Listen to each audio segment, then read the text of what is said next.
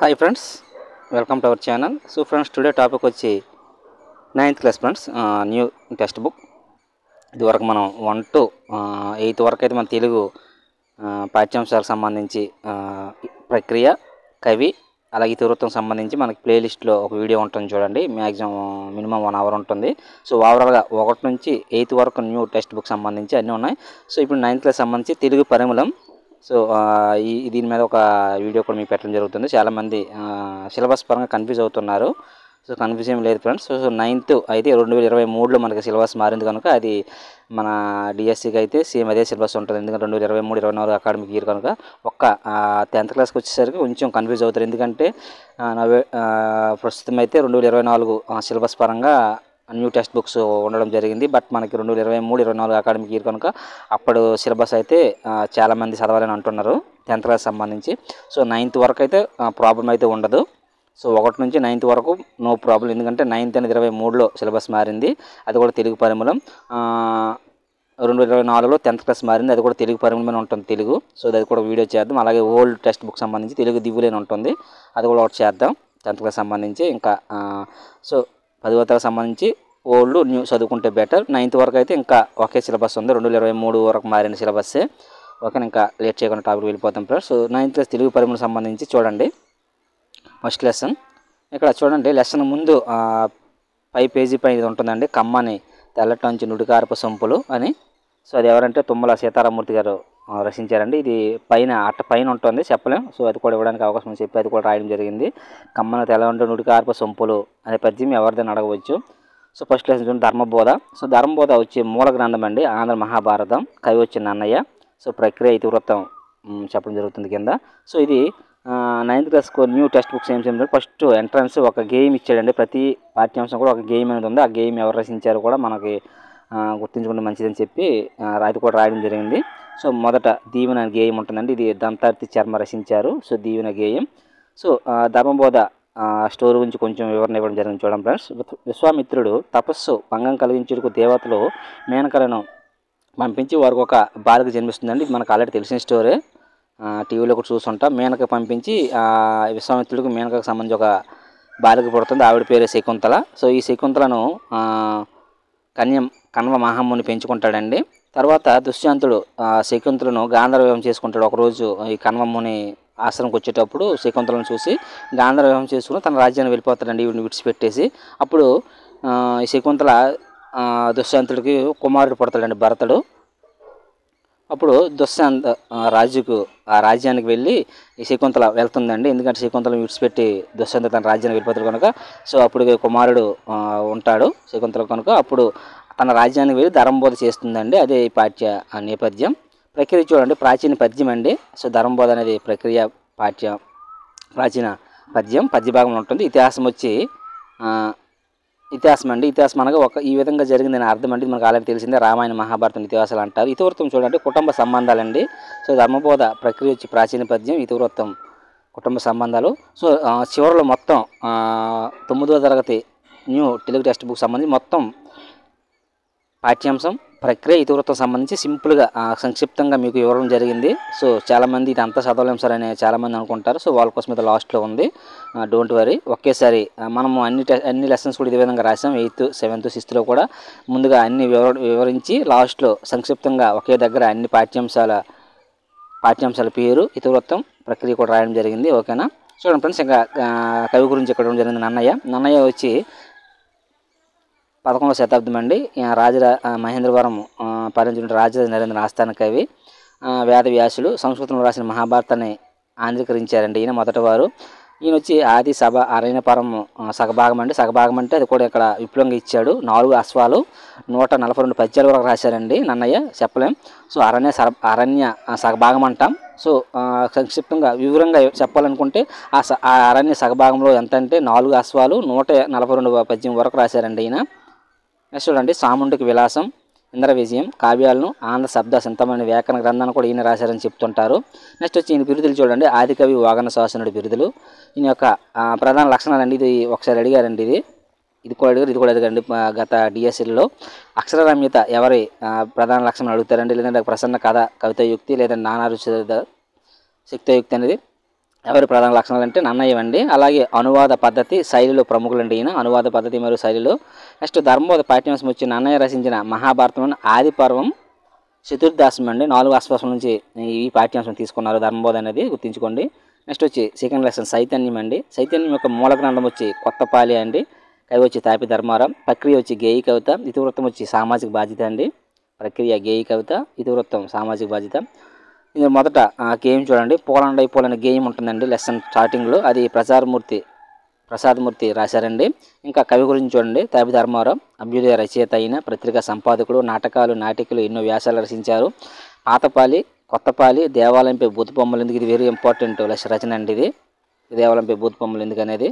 Next పేలిదాని పుట్టు పూర్వత్రాలు, రాళ్ళు రప్పలు, ఇనుపు కచ్చడాలు, సాహితీ మర్మరాలు, ఇవన్నీ కూడా ఈయన యొక్క రచనలు అండి. ఇక్కడ ఈ ఇనుపు కచ్చడాలు, రాళ్ళు రప్పలు, దేవాలయంపై బూతు బొమ్మలు ఎందుకు, ఇవి ఫేమస్ అండి ఆయన యొక్క రచనలు తాపి ధర్మారావు.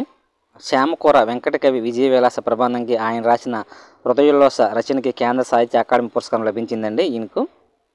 నెక్స్ట్ వచ్చి ప్రస్తుత పాఠ్యభాగం వచ్చి తాపి ధర్మారావు రచించిన కొత్తపాలి గ్రంథంలో ఉందండి. ఈ లెసన్ వచ్చి మనకి చైతన్యం లెసన్ వచ్చి కొత్తపాలి గ్రంథంలో ఉంది. నెక్స్ట్ లెసన్ చూడండి, హరివిల్లు. ప్రక్రియ వచ్చి వర్ణన అండి. ఇతివృత్తం వచ్చి ప్రకృతి కావ్యాలు. గేయం వచ్చి జె బాపురెడ్డి అండి. కవి గురించి చూడండి, కవి వచ్చి ఎర్రన. ఆయన యొక్క రచనలో హరివంశం, ఈ హరివిల్లు అనే లెసన్ వచ్చి వివిధ కవులండి. సో కనుక ఇంపార్టెంట్ కవుల గురించి ఇక్కడ చెప్పడం జరిగింది. ఈ లెసన్ హరివిల్లు అనేది ప్రక్రియ వర్ణన, ఇతివృత్తం ప్రకృతి. కవి అయితే వివిధ కవులండి, ఒక్కరని లేదు. చూడండి, ముందు ఎర్రన హరివంశం, రామరాజు భూషణుడు వత్సచరిత్ర, మొల్ల రామాయణం, కూచిమంచి తిమ్మకవి రుక్మిణి పరిణయం, దాశరథి అమృతాభిషేకం, శ్రీనాథుడు శృంగార నైషధం, అల్లసాని పెద్దన మనుచరిత్ర, వీవూరి వెంకటాచార్యుడు విశ్వకర్మ పురాణం, పాల్కూరు సోమనాథుడు పండితారథి చరిత్ర మొదలైన గ్రంథాల నుంచి అయితే ఈ లెసన్ మనం తీసుకున్నాం, హరివిల్లు లెసన్ తీసుకున్నారు. నెక్స్ట్ వచ్చి ఆత్మకథ అండి, 4వ లెసన్. మూల గ్రంథం వచ్చి నల్లద్రాక్ష పందిరి. కవి వచ్చి డాక్టర్ వడ్డూరి సుధాకర్ అండి. ఫస్ట్ లెసన్ ఇక్కడ గేమ్ చూడండి, గీటర్ అయిన గేమ్ ఉంటుందండి లెసన్ ముందు. ఇది దేవరకొండ బాలగంగాధర తిలక్ రచించారు. ఈ ఆత్మకథ ప్రక్రియ వచ్చి వచన కవిత అండి. ఇతివృత్తం వచ్చి స్వయం కృషి. నెక్స్ట్ ఎండ్లూరి సుధాకర్ గురించి చూడండి, ఆయన యొక్క రచనలు. నా అనుభవం నేర్పిన పాఠమే నా కల్పం అనే కవితా సంకలనంని ప్రకటించుకున్నారండి ఈయన. నెక్స్ట్ ప్రకాశం జిల్లా అండి, అయింది కనిగిరి మండలం రావికంటపల్లి దగ్గర అండి ఎండ్లూరి సుధాకర్ది. తల్లిదండ్రులు వచ్చి దేవయ్య శాంతిబాయి అండి. నెక్స్ట్ జాషువా రచనలపై ఎక్కువ పరిశోధన చేశారండి ఈయన. జాషువా గురించి ఎక్కువ ఆయన జూనియర్ జాషువా అని కూడా అంటారు ఎండ్లూరి సుధాకర్ని. కవిరత్న, నవయోగ, వచన కవిత చక్రవర్తి బిరుదులు కలవి ఈయనకు.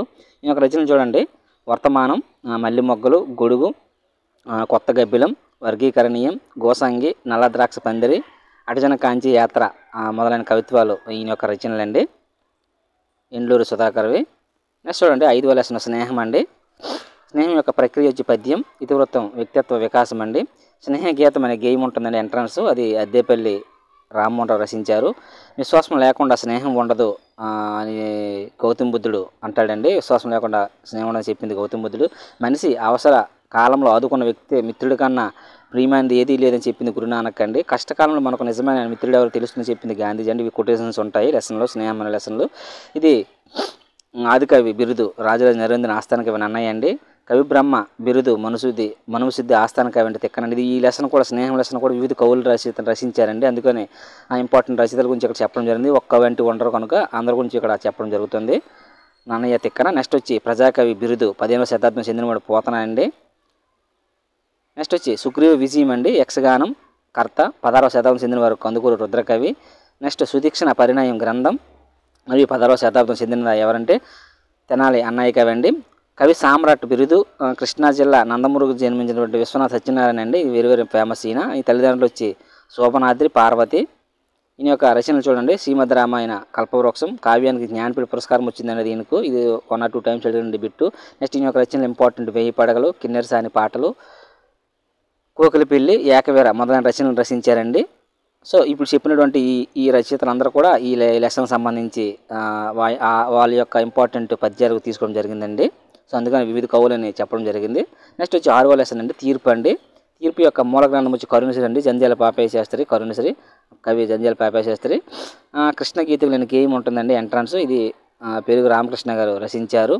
ఈ స్టోరీ వచ్చి సిద్ధార్థుడు గౌతమ్కి సంబంధించి ఉంటుందండి. ఇది కూడా మనకి న్యూ టెక్స్ట్ బుక్ అలా ఓల్డ్ టెక్స్ట్ బుక్లో ఈ స్టోరీ మనం చూడొచ్చు అండి. 3rd or 4thలో ఉంటుంది. సిద్ధార్థుడు గౌతముడు హంస అనేది. ప్రక్రియ చూడండి, ఖండకావ్యం అండి లేదా పద్యం, తీర్పు అనే లెసన్. ఇతివృత్తం వచ్చి పరోపకారం అండి. జంజాల పేపర్ శాస్త్రి యొక్క రచనలు చూడండి. ఈయన పుష్ప విలాపం వంటి ఘంటసాల గారు పాడిన పాటలు గుర్తొస్తాయండి ఈయన యొక్క రచనలు చూసుకుంటే. కలం పేరు వచ్చి కరుణశ్రీ, గుంటూరు జిల్లా కొప్పర్రు దగ్గర ఈయన జన్మించారు. తల్లిదండ్రులు వచ్చి మహాలక్ష్మమ్మ, పరదేశయ్య అండి. ఈయన యొక్క కలం పేర్లు చూడండి, కలము మరియు రచనలు ఉదయశ్రీ, విజయశ్రీ, కరుణశ్రీ అనేది కలం పేరండి. తెలుగు బాల శతం కూడా అయిందేనండి. ఇవన్నీ ఆల్రెడీ మనము 7th, 6th, 8thలో కూడా వచ్చాయి. మరి ఇక్కడ కూడా పాఠ్యాంశం తగ్గట్టు వచ్చాయి కనుక చూసుకోవాలి. నెక్స్ట్ 7వ లెసన్ పద్య భాగంలో లాస్ట్ లెసన్ మాటామహిమ అండి. మూలగ్రంథం వచ్చి చంద్రగ్రహణం, కవి వచ్చి కొలకలూరి స్వరూపారాయనండి. ఈ ప్రక్రియ వచ్చి మాటామహిమ ప్రక్రియ వచ్చి ఆధునిక పద్యం అండి. ఇతివృత్తం వచ్చి జీవన విధానం. మాటలు గేయం అనే ఉంటుందండి, మాటల గేయం అనేది ఉంటుంది. ఇది బివి ప్రసాద్ రచించారండి. కొలకలూరి స్వరూపారాయణ గురించి చూడండి. గుంటూరు జిల్లా అండి, తెనాలి గోవాడ గ్రామం. తల్లిదండ్రులు వచ్చి వెంకటరత్నం మరియంబ. మేమంతా భటులం, విష్ణు మార్గ దర్శకులం అనేవి కవిత మొట్టమొదట కృష్ణపత్రికలు రచించిందండి కొలకలూరి స్వరూపారాయణ. ఈవిడ స్త్రీల సమస్యపై ఎక్కువగా రచనలు చేశారండి ఈవిడ స్వరూపారాయణ గారు. నన్నయ్య మహిమ, శివతాండవం, వాయునందన శతకం గ్రంథాలు మొదలైనవి రచించారండి. కవయిత్రి తిలక బిరుదు ఎవరికంటే ఈవిడదేనండి, స్వరూపారాయణ. కొలకలూరి స్వరూపారాయణ బిరుదండి కవయిత్రి తిలక. చంద్రగ్రహణం తెలుగులో ప్రప్రథమ స్త్రీవాద కవిత్వం చెప్పబడుతుందండి ఈ రచన చంద్రగ్రహణం అనేది. సో ఇక్కడ మనకి పద్య భాగం 7 లెసన్స్ సంబంధించి ఇతివృత్తం, పాఠ్యభాగం, కవి గురించి చెప్పడం జరిగింది ఫ్రెండ్స్. నెక్స్ట్ వచ్చి గద్య భాగం అండి. ఫస్ట్ లెసన్ వచ్చి ఇలలకగానే అని ఉంటుందండి. ఇలలకగానే అనేది మూల గ్రంథం వచ్చి సత్యవతి కథలండి. రచయిత ఈ సత్యవతినండి. ఇక్కడ అమ్మజీవి గేయం ఉంటుందండి స్టార్టింగ్లో. ఈ లెసన్లో అమ్మజీవి గేయం అనేది అప్ప చైతన్య రచించారండి. సో ప్రక్రియ వచ్చి కథ అండి. ఇతివృత్తం వచ్చి శ్రీ చైతన్యం అండి. ఇలలకగానే అనేది ఇతివృత్తం వచ్చి శ్రీ చైతన్యం, ప్రక్రియ వచ్చి కథ. ఈ సత్యవతి గురించి చూడండి. ఈవిడ గుంటూరు జిల్లా అండి, కొలకలూరు దగ్గర జన్మించారు. ఈవిడకు ఆంధ్ర విశ్వవిద్యాలయం నుండి ఆంగ్లంలో MA పట్టా పొందారండి. ఆంగ్ల అధ్యాపకులుగా కూడా పనిచేశారు ఈవిడ. స్త్రీ జీవితమే ప్రధానంగా 70 కథలు మరియు రచనలు చేసింది ఎవరంటే పి సత్యవతి గారండి. సత్యవతి కథలు, ఇలలకగానే, ముత్తనగరి, ములకవ, రాఘవ భూపాలం వంటి కథా సంపుటాలండి ఇవి రచించారు. నెక్స్ట్ వచ్చి పడుచుదనం, రైలు బండి, గొడుగు, ఆ తప్పు నీది కాదు మొదలైన నవలలు రచించారండి. గుర్తుపెట్టుకోవాలి, నవలలు వేరు, కథా సంపుటాలు. అలాగే సాచు స్ఫూర్తి పురస్కారం, తెలుగు విశ్వవిద్యాలయ విశిష్ట పురస్కారం, AP కళారత్న, ఉగాది పురస్కారం వంటివి వీడికి వచ్చాయండి. Very very important. నెక్స్ట్ రంగస్థలం అండి. రంగస్థలం మూలగ్రంథం వచ్చి నాటకం అండి. రచయిత తనిఖీల భరణి, ఈయన మనకి అందరికీ సుపరిసిద్ధులు. ప్రక్రియ వచ్చి వ్యాసం అండి. ఇతివృత్తం వచ్చి సంస్కృతి. తనిఖీల భరణి మన ఆల్రెడీ సినిమాలో ఉన్నారు కదా, ఆయనేనండి. పాట వచ్చి గంటేడ గౌరినాయుడు అనే రచించారండి. పాట అనే గేమ్ ఉంటుంది స్టార్టింగ్లో. ఇది గంటేడు గౌరినాయుడు గారు రచించారు రంగస్థలము అలా పాఠ్యాంశంలోని. ఇంకా రచయిత గురించి చూడండి, తనిఖీల భరణి గురించి. తనిఖీల భరణి పూర్తి పేరు వచ్చి తనిఖీల దశభరణి శేషప్రసాద్ అండి. ఇది కొంచెం బాగా చూసుకోవాలి, ఎందుకంటే అందరికీ సుపరిసిద్ధులు మరియు సినీ రంగంలో ఉన్నారు కనుక ఎక్కువగా ఇటువంటి అడగడానికి అవకాశం ఉంటుంది ఎగ్జామ్ పాయింట్ ఆఫ్ వ్యూలో. ఈయన యొక్క తల్లిదండ్రులు వచ్చి లక్ష్మీ నరసమ్మ, రామలింగేశ్వరరావు అండి. తనిఖీల భరణి పూర్తి పేరు తనిఖీల దశభరణి శేషప్రసాద్ అండి. ఈయన వెస్ట్ గోదావరి అండి, పోడూరు గ్రామంలో జన్మించారు. జగన్నాథపురం అనే విలేజు. ప్రస్తుతం అయితే హైదరాబాద్లో ఉన్నారు. ఈయన యొక్క రచనలు చూడండి. అగ్గిపుల్ల, ఆత్మహత్య, నక్షత్ర దర్శనం, పరికిణి మొదలైన కవితా సంపుటాలు, అద్దె కొంప, చల్చల్ గుర్రం, కొక్కురోకు, గార్ధబాండం, గోగ్రహణం వంటి నాటకాలు కూడా రచించారండి. నెక్స్ట్ వచ్చి సభాశ్ర శంకర, ఆటగదనర శివ, మొగటంతో రాసిన గీతాలు వీరికి సుప్రసిద్ధంగా పేరు తెచ్చారండి. ఈ ఆటగదరా శివ అనేది సాంగ్ కూడా ఉంటుందండి, యూట్యూబ్లో మనం చూసుంటాం, ఫేమస్. అలాగే సభాశ్ర శంకర, ఇవి కొంచెం వీరికి పేరు తెచ్చేయండి ఈయనకు, తనిఖీల భరణికు. సో నెక్స్ట్ 3వ లెసన్ అండి. ప్రియమైన నాన్నకు లెసన్. మూల గ్రంథం వచ్చి తెలుగు కథ పారిజాతాలండి. రచయితలు వచ్చి పింగళి బాలాదేవి అండి. ప్రక్రియ వచ్చి లేఖ. ఇతివృత్తం వచ్చి మానవ సంబంధాలండి. మా నాయన అనే గేమ్ ఉంటుంది స్టార్టింగ్లో. రాచపాలెం చంద్రశేఖర్ రెడ్డి రచించారు. నెక్స్ట్ రచయిత గురించి చూడండి. పింగళ బాలాదేవి గురించి. ఈయన ఈస్ట్ గోదావరి పెద్దాపురం కాటరావుపల్లిలో జన్మించారండి. తల్లిదండ్రులు వచ్చి బట్టిప్రోలు కృష్ణమూర్తి, సుభద్రాదేవి అండి బాలాదేవి యొక్క తల్లిదండ్రులు. ఈ బాలాదేవి తెలుగు, హిందీ, ఒడియా, బెంగాలీ భాషలో రచనలు రచించారు. 4 భాషల్లో. ఒక చీకటి, ఒక వెన్నెల, పొగమంచుల సూర్యోదయం వంటి నవలలు రచించారండి. పొగమంచుల సూర్యోదయం, ఒక చీకటి, ఒక వెన్నెల. వాళ్ళు ఎగ్జామ్ పాయింట్లు ఎలా అడుగుతాడంటే ఒక చీకటి, ఒక వెన్నెల, పొగమంచులో సూర్యోదయం అనేది పింగళి బాలాదేవి యొక్క ఏంటి అడుగుతాడండి నవల.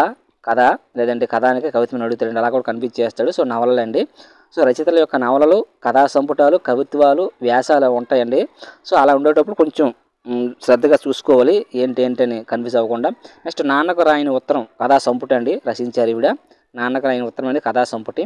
మహిళా సాధికారిత, స్వాతంత్రత, చదువు, ఉద్యోగం, కుటుంబ విలువలు వంటి అనేక నవలలు, ప్రబంధకాలు, కథలు వంటి కవిత్వాలు కూడా రచించారండి ఈవిన బాలాదేవి గారు. నెక్స్ట్ చూడండి, కుసుమ కోమలి, ప్రశ్న, గాజు బొమ్మలు, గృహోపవేశం వంటి కవితా సంపుటాలు కూడా ఈవిడవేనండి. నెక్స్ట్ ఆశావాది అండి 4వ లెసను. మూల గ్రంథం వచ్చి ప్రదీపనం. రచయిత వచ్చి ఆకాశవాది ప్రకాశరావు అండి. ఈయన కొత్తగా ఉంది కనుక చూసుకోవాలి ఇటువంటివి. నాకు కొంచెం నమ్మకం ఇవన్నీ గేయం ఉంటుందండి. స్టార్టింగ్లో ఆలూరు బైరేగి రచించారండి. ఆలూరు బైరేగి మనకి 3rd క్లాస్లో వస్తుంది. నెక్స్ట్ చూడండి, ప్రక్రియ వచ్చి ముఖాముఖి అండి. ఆశావాది ప్రక్రియ వచ్చి ముఖాముఖి. ఇతివృత్తం వచ్చి సాహితీ జీవనాలు. ఈ రచయిత గురించి చూడండి, ఆశావాది ప్రకాశరావు అనంతపురం జిల్లా అండి, సింగనమల్ల మండలం, కొరవపిల్లి గ్రామంలో జన్మించారు. తల్లిదండ్రులు వచ్చి కులాయమ్మ, పక్కీరప్ప అండి. 19 ఏటనే అవధానంలో 26 వసంతాలు పూర్తి చేసుకున్నారండి. ఈయన 171 అవధానాలు కూడా చేశారండి. ఇండియా గవర్నమెంట్, మన భారత ప్రభుత్వం వచ్చి 2021 పద్మశ్రీ ఇచ్చిందండి. Very very important. 2021 పద్మశ్రీ పొందింది ఎవరంటే ఆకాశవాది ప్రకాశరావు అండి. ఈ యొక్క రచనలు చూడండి, పుష్పాంజలి, అంతరంగ తరంగాలు, లోకలే సూక్ష్మము, అవధాన సాటువులు, అవధాన దీపిక, అవధాన కౌముది, అలాగే అవధాన వసంతం, అవధాన కళాతోరణం, ప్రత్యూష ప్రవచనం వంటి రచనలు కూడా రచించారండి ఈయన. నెక్స్ట్ 5వ లెసన్ అండి, ఏ దేశం మేగిన. మూల గ్రంథం వచ్చి నా విదేశీ పర్యటన అనుభవాలు. రచయితలు వచ్చి ఊటుకూరు లక్ష్మీకాంతం అండి. తెలుగు పాట అనే గేయం ఉంటుంది స్టార్టింగ్లో. ఇది వేటూరి సుందరమూర్తి రచించారు. వేటూరి సుందరమూర్తి అంటే మనకి సుప్రసిద్ధులే. అనేక సినీ గేయాలు రచించారు. ప్రక్రియ వచ్చి యాత్రా రచన అండి. ఏ దేశం మేగిన ప్రక్రియ వచ్చి యాత్రా రచన. ఇతరత్వం వచ్చి దేశభక్తి అండి. ఇంకా కవి గురించి చూడండి, ఊటుకూరు లక్ష్మీకాంతమ్మ, వెస్ట్ గోదావరి, ఏలూరు జిల్లా. తల్లిదండ్రులు వచ్చి నాలం కృష్ణారావు, సుశీలమ్మ. నాలం కృష్ణారావు అంటే మన కృష్ణ పత్రిక సంపాదకులండి ఈయన. ఆయన యొక్క కూతురే ఈ ఊటుకూరు లక్ష్మీకాంతమ్మ. తల్లి సుశీలమ్మ. ఏయూ నుంచి ఉభయ భాష ప్రవీణ పట్ట పొందారండి లక్ష్మీకాంతమ్మ గారు.